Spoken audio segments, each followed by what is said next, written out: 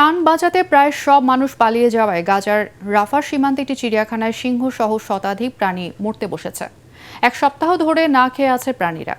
Israeli বাহিনীর দখল করা ওই শহরটির এই পরিস্থিতিতে উদ্বেগ জানিয়েছে জাতিসংঘ। আরও জানাচ্ছেন কেরামতুল্লাহ বিপ্লব।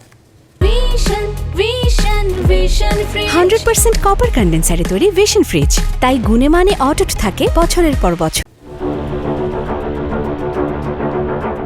এক সপ্তাহেরও বেশি সময় ধরে এমন করুণ অবস্থা রাফা চিড়িয়াখানায়। ব্যক্তি উদ্যোগে গড়ে তোলা ওই চিড়িয়াখানায় আছে 3টি বয়স্ক সিংহ, বেশ কিছু বানর, হরিণ, বিলুপ্তপ্রায় পাখি ও প্রাণী।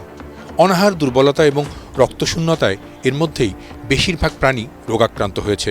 তাদের খাবার দেবার আর কেউ নেই সেখানে। وهذه الحيوانات طبعا حتموت يعني خلال اقصى شيء اسبوع 10 ايام اذا ما حدش راح حط لها اكل او ما فيش مؤسسه او ইসরায়েলি বাহিনী একের পর এক হামলা চালিয়ে রাফার শরণার্থী শিবির, হাসপাতাল, সেবাকেন্দ্র সহ প্রায় সব স্থাপনায় ধ্বংস করেছে। ধ্বংসস্তূপকেও ভেঙে গুঁড়িয়ে ধুলোয় পরিণত করা হচ্ছে। ফলে প্রাণ বাঁচাতে মিশর সীমান্তের ওই শহরে আশ্রয় নেওয়া প্রায় 13 লাখ ফিলিস্তিনি এরই মধ্যে পালিয়েছেন। এখনও পালাচ্ছেন কেউ কেউ।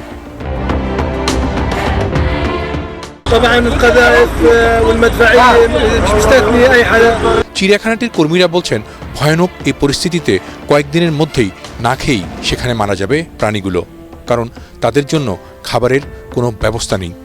দেখভালের জন্যও কারো সেখানে থাকা সম্ভব হচ্ছে না। علب حمص، علب فول، علب اللانشون تبعت المرتديلا। জাতিসংঘ সহ বিশ্বের বিভিন্ন দেশের আহ্বান সত্ত্বেও রাফায় হামলা বন্ধ করেনি ইসরায়েলি বাহিনী। তাদের হামলায় ওই সীমান্তের বিভিন্ন শিবিরে থাকা অন্তত 1000 ফিলিস্তিনি এরই মধ্যে মারা গেছেন। কেরামতুল্লাহ বিপ্লব, ATN বাংলা।